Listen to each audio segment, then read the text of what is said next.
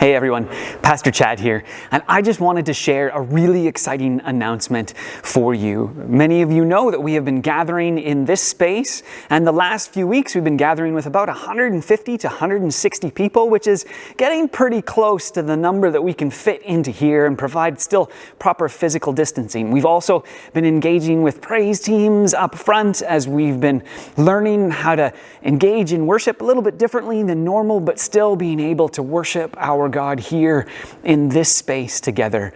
Now, on top of that, we've been able to provide all of the materials and hardware for live streaming now. And if you caught the funeral on Wednesday, then you've known that we're able to live stream from here. And this coming Sunday, we will be live streaming our services. So watch for that on our YouTube channel Sunday morning at 10 o'clock. It's a great way for us to, again, engage in worship. And even if maybe we can't be at the same space, at least we can be at the same time together worshiping our God. Now, in addition to that, I have another exciting announcement. So follow me to the fellowship hall.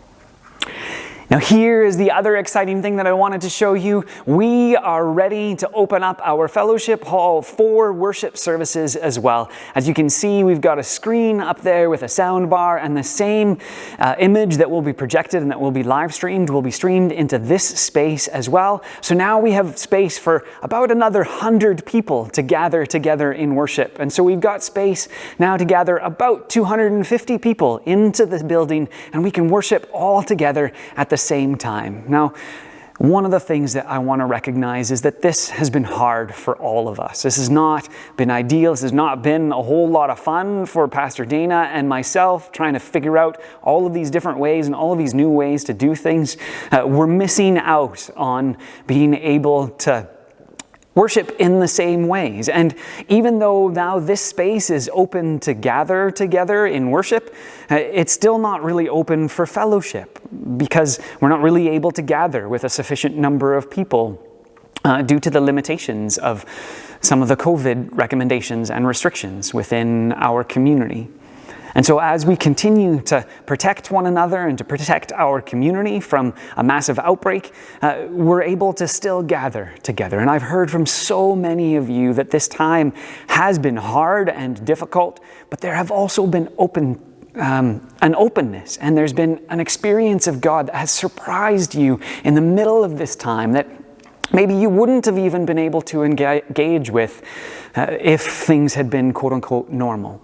And so as we continue to step forward into reopening and re-engaging in our worship in ways that are familiar, I encourage you to look out for more announcements that'll be coming. Admin had a really good discussion as we looked forward and created a plan for all kinds of different things within our worship as well as other programs as we think about the fall and engaging with each other and with our world. We know that with live streaming there's going to be a few hiccups and things aren't going to work quite as well, and so we ask for patience within that so that we will be able to learn how to do this well and how to be able to help you. And if there's things that would help you in this time, or if you have ideas and ways to reach out to our neighbors and gather them in as well so that we can tell them the message of hope and confidence in this time of so much fear and uncertainty, I'd encourage you to share that with us. We're so excited to be able to move forward in this next step, and we are really looking forward to all the other steps that will come